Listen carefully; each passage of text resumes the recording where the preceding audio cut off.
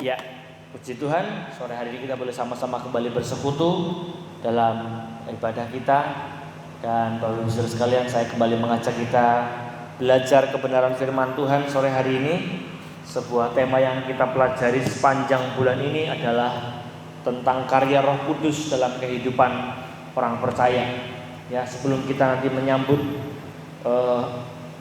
hari kenaikan, kemudian Pentakosta, hari raya peringatan hari raya pencurahan Roh Kudus, sepanjang bulan ini kita akan belajar hakikat Roh Kudus, kerja Roh Kudus, dan segala macam tentang Roh Kudus agar kita memahami tentang pribadi Allah yang satu ini. Ya, sore hari ini saya akan membawakan sebuah tema, sebuah subtema bagi kita saat sore hari ini.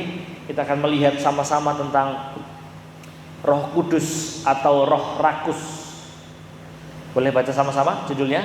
2, 3. Roh Kudus atau Roh Rakus. Jadi ada Roh Kudus, ada Roh Rakus.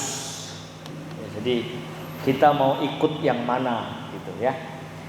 Bapak Ibu Saudara sekalian, jadi kita orang Kristen itu banyak yang beranggapan bahwa Roh Kudus itu kalau dia bekerja dalam kehidupan orang Kristen, itu banyak orang Kristen menganggap tandanya Roh Kudus kerja adalah ada peristiwa-peristiwa besar.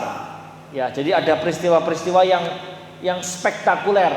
Misalnya ada orang sakit disembuhkan, ada mujizat pertolongan, tiba-tiba orang lagi butuh, lalu datang pertolongan entah dari mana. Lalu di situ orang kadang selalu bilang, oh ini peristiwa di mana Roh Kudus menolong. Atau mungkin kadang-kadang ada orang yang lebih ekstrim lagi, Bapak Ibu Saudara sekalian.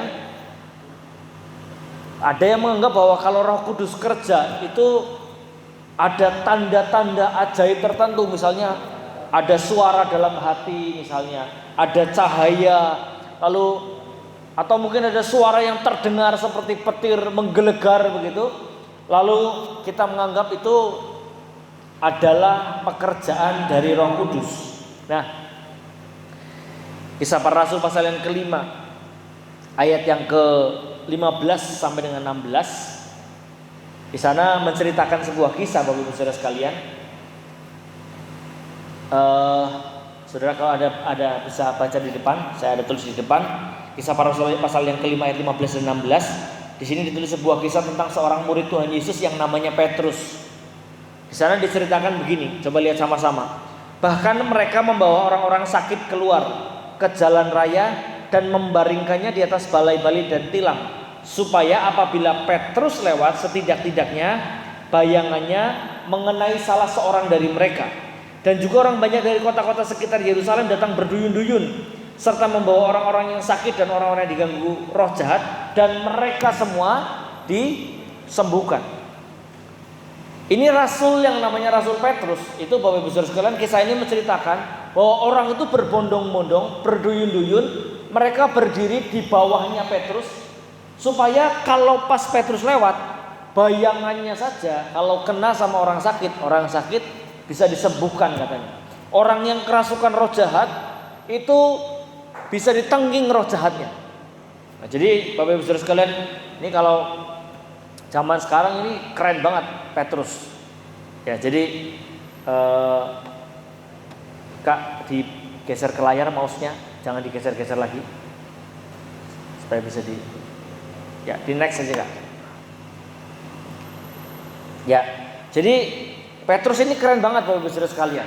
Kalau ada di zaman sekarang, ya kalau Petrus ini ada di zaman sekarang, orang ini akan dianggap sebagai orang yang paling penuh Roh Kudus. Ya, saudara kalau dengar, saudara kalau suka buka YouTube, ada seorang pastor yang sekarang sedang terkenal, Bapak Ibu Saudara sekalian.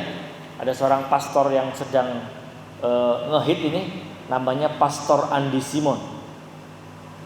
Ya, Pastor Andy Simon, saudara pernah dengar? Dia kalau menyembuhkan orang, ya. Jadi kalau dia berdoa, bahkan kalau orang berdoa lewat handphone pun ada orang-orang yang bisa disembuhkan. Nah, orang mulai berpikir bahwa oh yang seperti ini nih, yang seperti ini yang dianggap orang yang penuh dengan Roh Kudus. Ya sama seperti Rasul Petrus pada waktu itu. Bayangannya lewat sama orang sakit aja, orang sakit bisa sembuh. Jadi ini orang kalau ada di hari ini ya pasti orang akan berbondong-bondong datang, berduyun-duyun datang. Kalau saudara lihat kesaksian pastor yang satu ini yang ada di Kalimantan ini, namanya Pastor Andi Simon. Dia sampai orang-orang yang agama lain pun mereka datang berduyun-duyun untuk minta didoakan supaya sembuh. Ya, jadi ini luar biasa. Nah, tapi apakah hanya seperti itu pekerjaan dari Roh Kudus, atau tanda-tandanya ada Roh Kudus dalam kehidupan orang percaya? Apakah tandanya hanya diperlihatkan dalam peristiwa-peristiwa yang ajaib dan besar-besar saja? Apakah tanda-tandanya itu hanya dari hal-hal yang spektakuler saja? Nah, jadi Bapak Ibu Saudara sekalian, kita mungkin berpikir sampai di situ. Jangan-jangan Roh Kudus itu hanya dalam peristiwa-peristiwa besar. Tapi saya mau ajak kita melihat sebuah hal ini. Coba lihat sama-sama, next. Ya. Yohanes pasal yang ke-21 ayat 18 dan 19. Tuhan Yesus itu memberitahu kepada Rasul Petrus, Bapak Ibu Saudara sekalian, bahwa Rasul Petrus nanti, ya, dia menubuatkan tentang kehidupan Rasul Petrus, bahwa Petrus nanti kamu kalau sudah menjadi tua, orang akan mengikat tanganmu, lalu Rasul Petrus akan diperlakukan dengan cara kejam sampai dengan mati. Ya, halo. Nah, jadi Bapak Ibu Saudara sekalian, saudara kalau mendengar kisah tentang Rasul Petrus yang pada akhir hidupnya ternyata dia dibunuh dan disiksa, dia dihakimi, dia diadili oleh pemerintahan pada saat itu. Kira-kira pada saat kejadian itu menimpa Rasul Petrus, Roh Kudus ada di mana? Sedangkan pada saat Rasul Petrus sepanjang hidupnya, Bapak Ibu Saudara sekalian, dia berkhotbah, banyak yang dengar, dia lewat banyak orang yang mendekat supaya disembuhkan.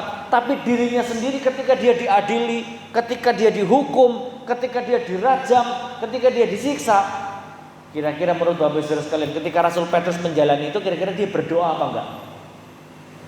Pasti dia berdoa. Tapi kenapa Roh Kudus enggak datang menolong dia pada saat itu? Sama halnya dengan yang terjadi pada Tuhan Yesus pada waktu itu. Ya, Tuhan Yesus selama hidupnya dia banyak menunjukkan mujizat-mujizat yang ajaib. Dia banyak menunjukkan perkara-perkara yang besar buat orang-orang pada waktu itu.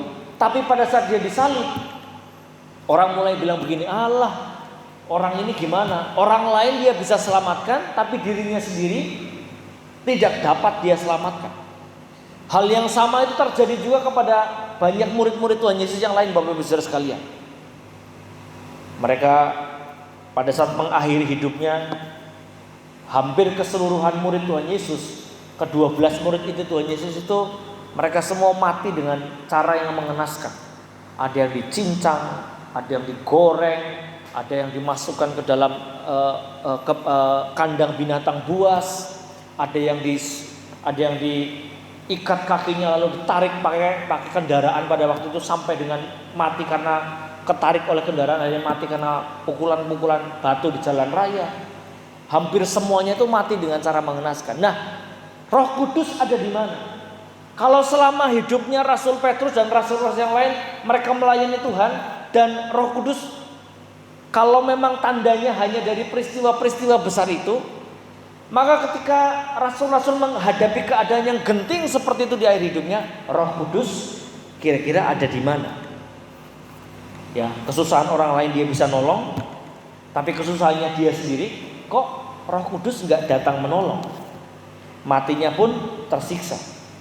Apakah itu berarti bahwa Roh Kudus tidak ada dalam diri Petrus atau murid-murid yang lain? Apakah Roh Kudus tidak menolong rasul-rasul pada saat itu? Jadi Bapak Ibu Saudara sekalian, jadi kalau misalnya Roh Kudus tidak menolong murid-murid pada waktu itu, tidak menolong Rasul Petrus pada saat akhir hidupnya, lalu pekerjaan Roh Kudus dalam kehidupan orang percaya itu yang seperti apa? Apakah hanya terlihat dari tanda-tanda yang spektakuler tadi, atau dari hal-hal yang seperti apa, Bapak Ibu Saudara sekalian? Tadi saya ajak kita melihat sebuah ayat dalam Injil Yohanes pasal yang ke-14, ayat yang ke-16 dan ayat yang ke-17.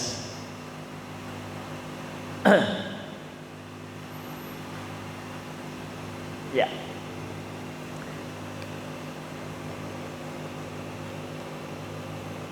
Ya, Yohanes pasal yang ke-14 ayat yang ke-16 dan ayat yang ke-17. Kalau terbaca di depan, saya akan ajak kita membaca ayat ini bersama-sama. Yohanes pasal yang ke-14 ayat yang ke-16 dan ayat yang ke-17. 2, 3. Aku akan minta kepada Bapa, dan Ia akan memberikan kepadamu seorang penolong yang lain, supaya Ia menyertai kamu selama-lamanya, yaitu Roh kebenaran. Dunia tidak dapat menerima Dia, sebab dunia tidak melihat Dia dan tidak mengenal Dia. Tetapi kamu mengenal Dia, sebab Ia menyertai kamu dan akan diam di dalam kamu. Amin. Jadi Bapak Ibu Saudara sekalian, perkataan ini diucapkan oleh Tuhan Yesus langsung kepada siapa? Kepada murid-muridnya, bukan sama kita loh. Pada saat itu Tuhan Yesus langsung menyampaikan perkataan ini kepada murid-muridnya. Dia bilang, nanti setelah aku pergi, aku akan minta kepada Bapa. Dia akan memberikan kepadamu, hai murid-murid, seorang penolong yang akan menyertai, bukan sementara, tapi menyertai kamu sampai selama-lamanya. Jadi atas dasar pesan itulah, maka banyak perkara-perkara ajaib yang murid-murid bisa kerjakan pada waktu itu. Tapi sekali lagi Bapak Ibu Saudara sekalian, kenapa pada saat akhir hidupnya murid-murid, mereka kok tidak ada yang menolong? Saya yakin mereka pada saat sedang dalam pengadilan, pada saat sedang diperhadapkan sama orang-orang yang menghakimi mereka, pasti mereka berargumen, mereka berkata-kata, mereka membela diri. Tapi pada saat itu kenapa tidak ada yang membela? Padahal Tuhan Yesus sendiri bilang, nanti kamu akan aku berikan penolong yang menyertai kamu senantiasa sampai selama-lamanya. Tapi kenapa di saat yang dibutuhkan sekali dalam hidupnya rasul-rasul itu, kenapa kok tidak ada yang menolong? Mungkin hal ini kadang-kadang terjadi dalam kehidupan kita. Kadang-kadang kita bertanya-tanya dalam diri kita, Bapak Ibu Saudara sekalian. Kalau Roh Kudus adalah pribadi penolong yang dijanjikan oleh Tuhan untuk menyertai kehidupan kita orang-orang percaya yang katanya harusnya sampai selama-lamanya, tapi kenapa kadang-kadang kalau kita memohon, kok permohonan kita tidak dijawab? Kadang-kadang kita minta pertolongan atas setiap pergumulan kita dalam hidup, tapi kenapa kok pertolongan tidak datang juga dalam hidup kita? Jangan-jangan apakah ini sebuah tanda bahwa Roh Kudus tidak ada di dalam diri kita? Jadi Bapak Ibu Saudara sekalian, ini kalau jadi pertanyaan dalam diri kita, maka kita akan melihat bersama-sama pada saat sore hari ini. Sebetulnya untuk apa Roh Kudus itu hadir? Kalau dia adalah pribadi yang disebut sebagai Parakletos atau sang penolong, sang penghibur, sang perantara, maka sebetulnya tujuan dia diberikan buat kehidupan orang percaya itu sebetulnya apa? Apakah hanya untuk hal-hal besar saja, mengadakan mujizat-mujizat besar, sedangkan dalam doa-doa kita yang sifatnya permohonan-permohonan kecil, apakah dia tidak ada? Atau sebetulnya tandanya seperti apa sih? Atau fungsinya Roh Kudus bekerja dalam kehidupan orang percaya itu yang seperti apa? Ya, jadi sore hari ini saya akan mengajak kita melihat bersama-sama Bapak Ibu Saudara sekalian. Ada dua hal yang akan kita pelajari tentang kenapa dia hadir dalam kehidupan orang percaya. Yang pertama adalah begini Bapak Ibu Saudara sekalian. Roh Kudus hadir bagi orang percaya, tujuannya adalah untuk menuntun kepada kebenaran. Sebuah ayat dalam Injil Yohanes pasal yang ke-16 ayat yang ke-13. Mari saya bacakan bagi Bapak Ibu saudara sekalian. Tetapi apabila Ia datang, yaitu Roh kebenaran, Ia akan memimpin kamu ke dalam seluruh kebenaran. Dan selanjutnya. Tapi kalimat ini yang akan kita garis bawahi bersama-sama, bahwa pekerjaan Roh Kudus dalam kehidupan orang percaya adalah menuntun kita masuk kepada kebenaran. Jadi tujuan Roh Kudus diberikan ke dalam kehidupan orang percaya untuk menolong, itu bukan untuk memenuhi hasrat kita, bukan hanya untuk memenuhkan keinginan-keinginan kita, tapi lebih tinggi daripada itu, tujuan Roh Kudus diberikan dalam kehidupan kita orang-orang percaya adalah untuk menuntun kita, untuk menuntun saudara dan saya masuk kepada kebenaran. Ya, jadi ini yang harus kita bawahi. Dia itu penolong, bukan pemuas. Dia itu Roh Kudus.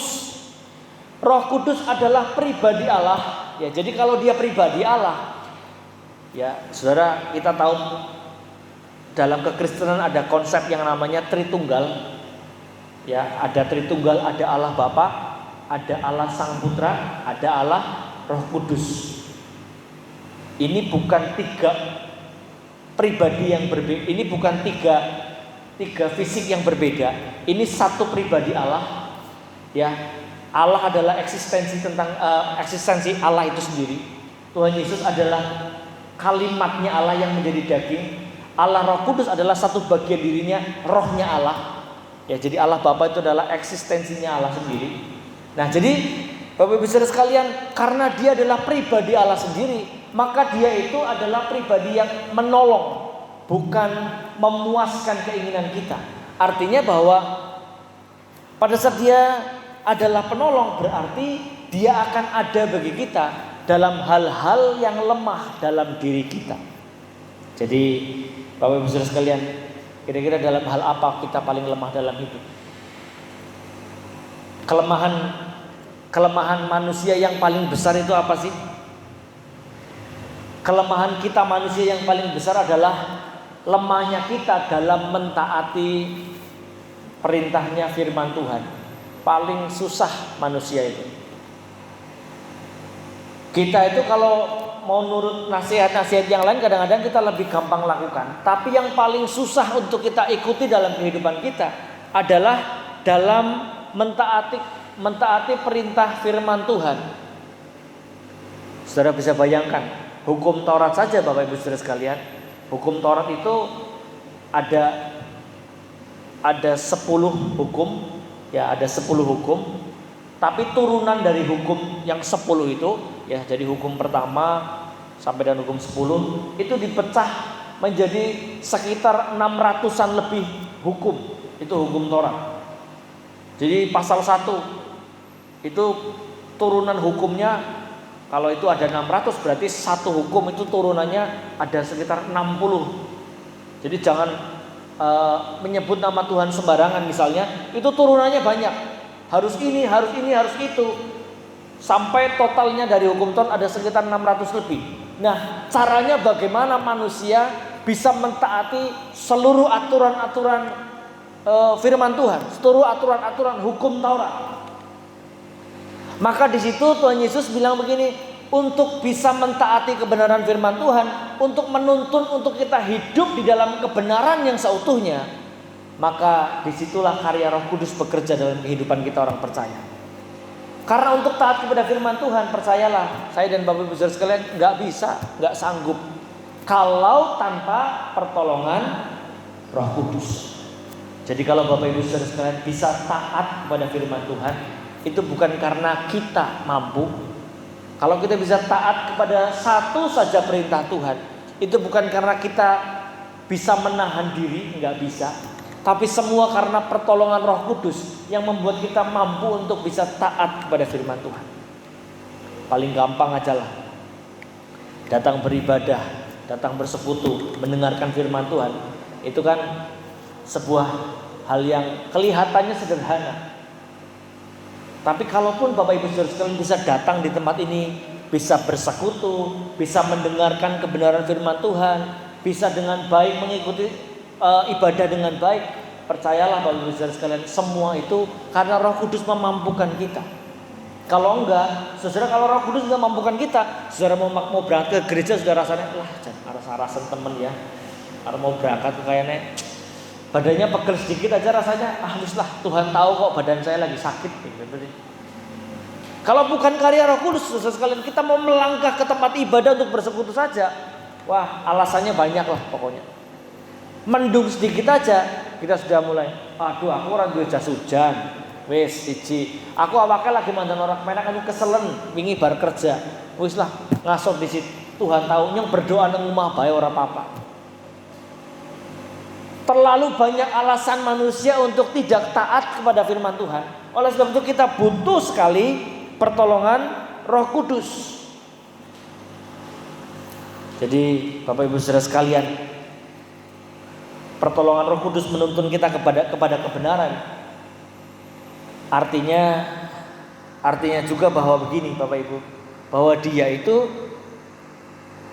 tidak akan selalu memberikan jawaban atas keinginan-keinginan hidup kita, tetapi dalam setiap hal dalam kehidupan kita, Dia memberikan pengertian yang benar dalam seluruh keinginan-keinginan kita, pengertian yang benar dalam seluruh kerinduan-kerinduan kita, dalam seluruh pergumulan-pergumulan kita. Supaya apa? Supaya kita tetap berpikir benar tentang Tuhan. Makanya poin yang pertama berkata bahwa Roh Kudus punya kerja itu, Dia menuntun kita kepada kebenaran. Maksudnya adalah begini Bapak Ibu Saudara sekalian, kadang-kadang kita punya keinginan dalam hidup, kita punya pergumulan dalam hidup, lalu kita datang kepada Tuhan, kita mohon kepada Tuhan supaya Tuhan jawab keinginan kita.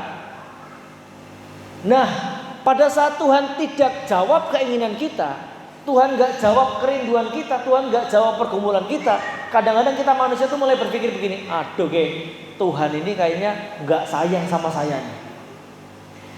Saya minta kepada Tuhan supaya dikabulkan keinginan saya, kok Tuhan gak kasih keinginan saya. Saya sudah bergumul lama sekali tentang keinginan saya, kok Tuhan gak kasih. Kadang-kadang kalau kita tidak dituntun oleh Roh Kudus untuk punya pikiran yang benar tentang Tuhan, tentang keadaan, tentang keinginan yang sedang kita naikkan ke hadapan Tuhan, maka kita akan mulai berpikir salah tentang Tuhan.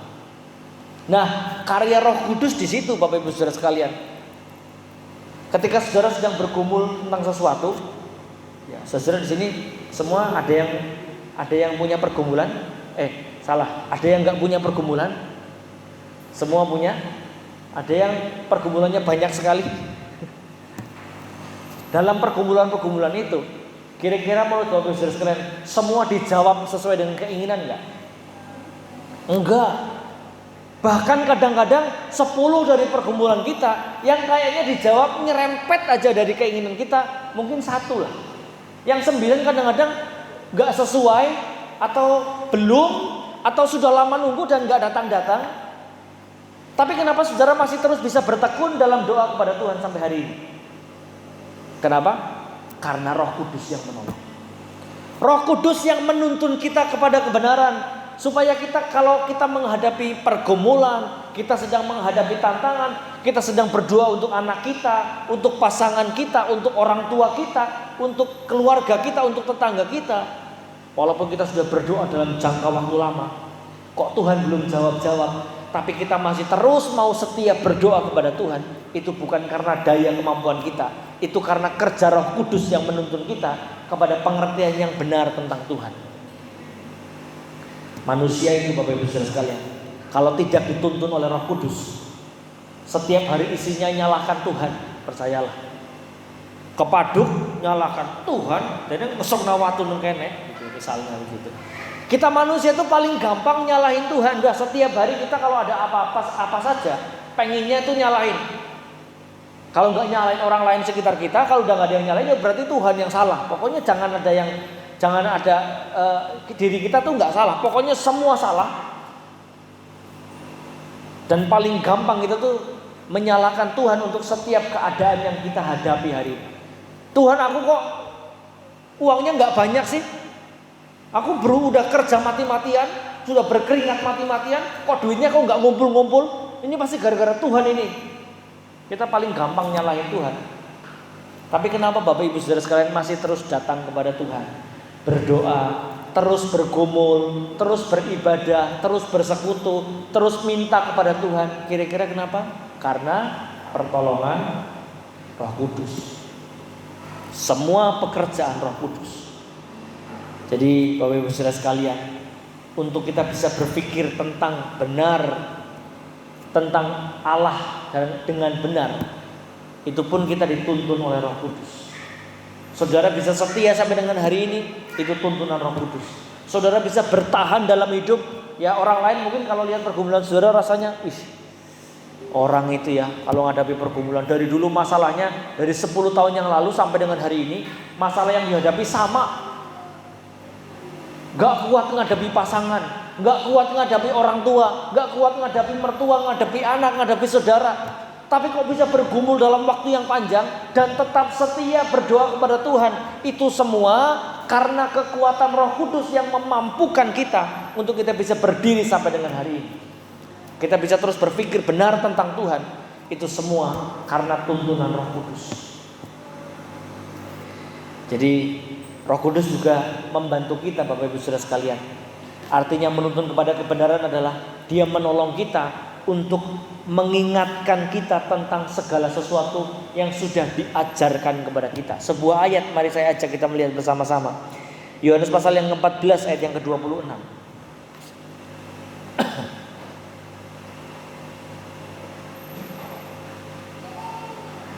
Next. Oh, back aja. Back lagi. Back lagi. Ya, buka aja Yohanes pasal 14 ayat yang ke-26. Mari saya ajak kita membaca ayat ini bersama-sama. Yohanes pasal yang ke-14 ayat yang ke-26, 2-3. Tetapi penghibur, yaitu Roh Kudus, yang akan diutus oleh Bapa dalam namaku, Dialah yang akan mengajarkan segala sesuatu kepadamu dan akan apa? Mengingatkan kamu akan semua yang telah kukatakan kepadamu. Nah, ini maksudnya yang ketiga dari menuntun kepada kebenaran adalah Roh Kudus itu mengingatkan tentang segala sesuatu yang sudah diajarkan kepada kita.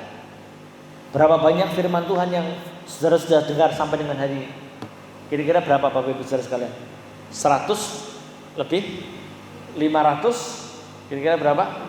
Kalau seumur Pak Sakiman, Ibu Sakiman barangkali sudah dengar firman Tuhan ya mungkin hampir 1000 mungkin ada lah kali ya. Ada yang ada 10 ayat yang ingat nggak kira-kira? Kita itu susah mengingat. Sebanyak firman yang sudah pernah kita dengar, kadang-kadang kita tuh jangankan kita sudah sampai di rumah, kita habis dengar firman ini, jangankan firmannya minggu lalu, lupa. Yang ini baru dengar ini sekarang ini, sudah keluar ke depan ke pintu, selangkah ke depan aja kadang-kadang udah lupa tadi apa ya.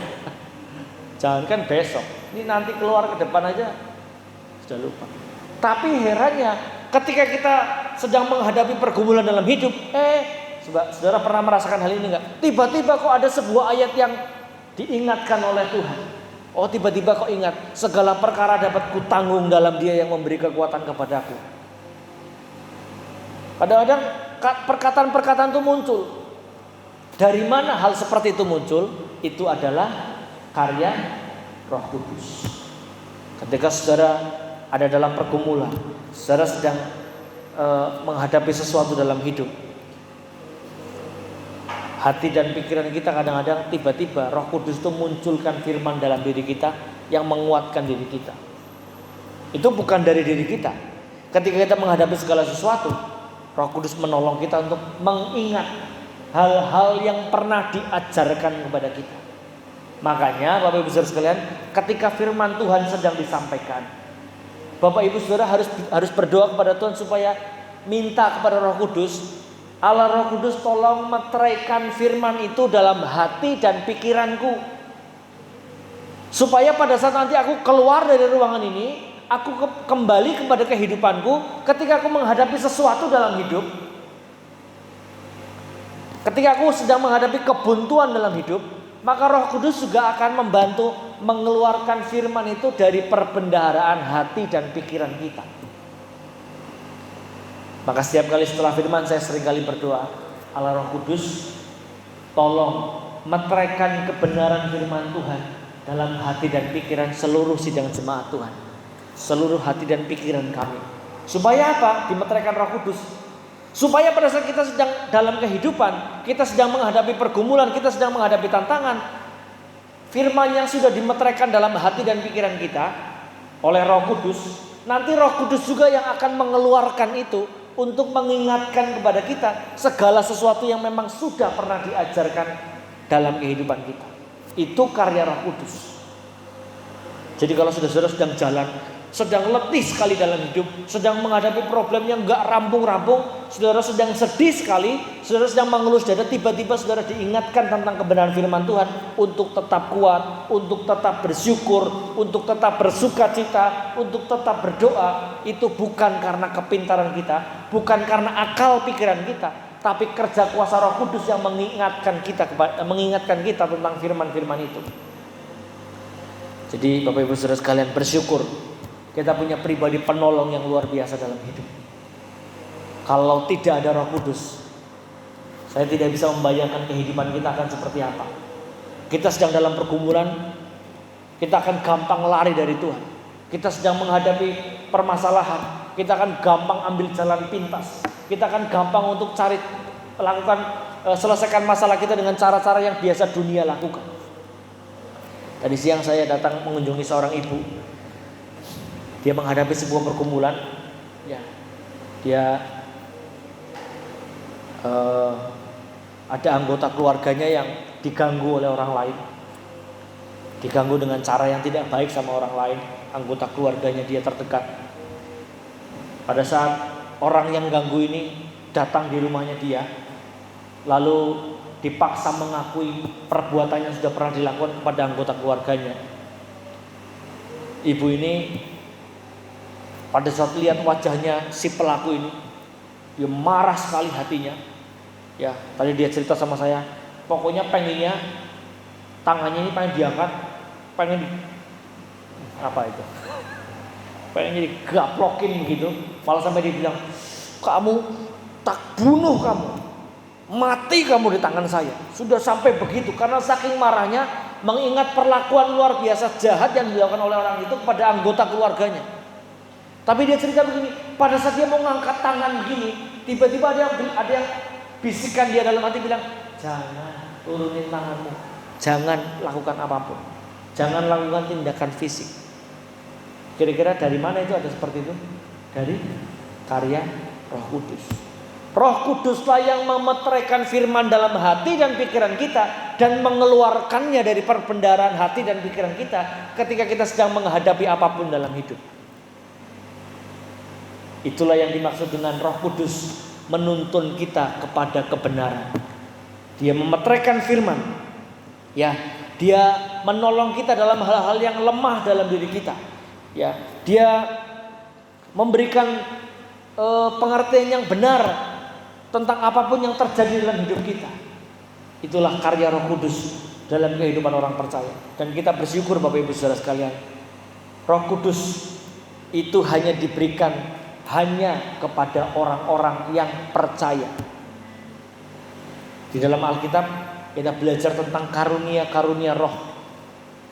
Karunia-karunia roh itu maksudnya karunia-karunia yang diberikan oleh Roh Kudus. Dan itu hanya diberikan kepada orang-orang yang percaya saja.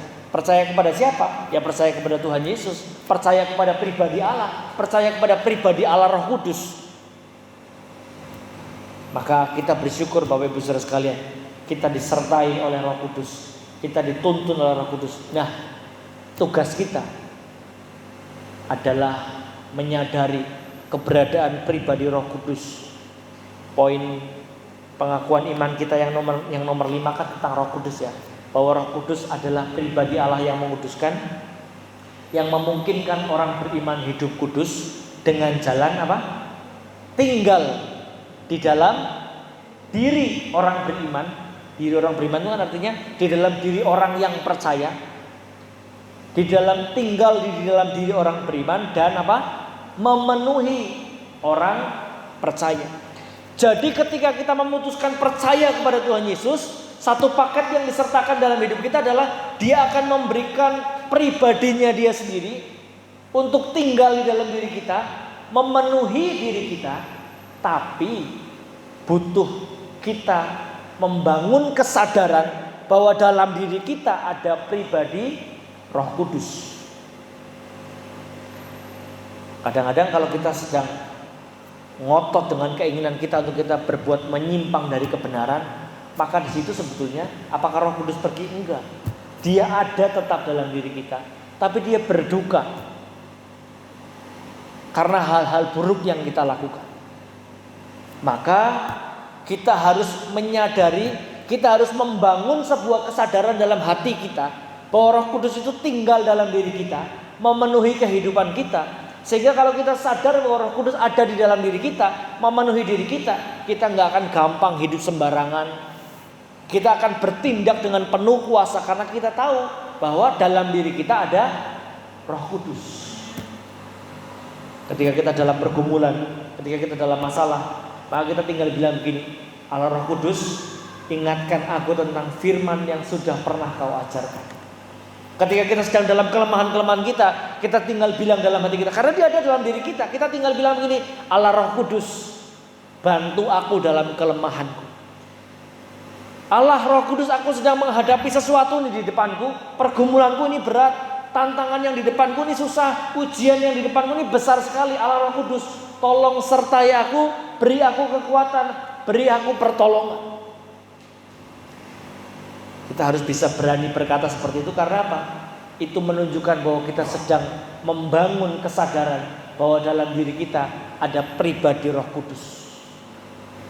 Jadi apapun pergumulan kita, apapun sedang keberadaan kita hari-hari ini, Bapak Ibu Saudara sekalian, kita orang percaya sudah diperlengkapi dengan sebuah kuasa pertolongan yang luar biasa, sebuah kuasa yang tidak terbatas. Dia mengajar, dia menyertai, dia menolong, dia menguatkan, dia membimbing kita, dia menghibur kita. Itulah kuasa Roh Kudus dalam kehidupan kita. Sayang, kita punya kayak ibarat tentara itu, kita punya amunisi senjata yang hebat sekali, senjata yang sangat mutakhir dalam diri kita. Tapi kalau kita nggak sadar bahwa kita punya itu, maka eman-eman banget. Padahal ketika kita memutuskan percaya kepada Tuhan Yesus, kuasa Roh Kudus tinggal di dalam diri kita, memenuhi kehidupan kita. Maka mintalah Roh Kudus untuk senantiasa menuntun kita kepada setiap kebenaran. Puji Tuhan, kiranya Tuhan Yesus memberkati. Mari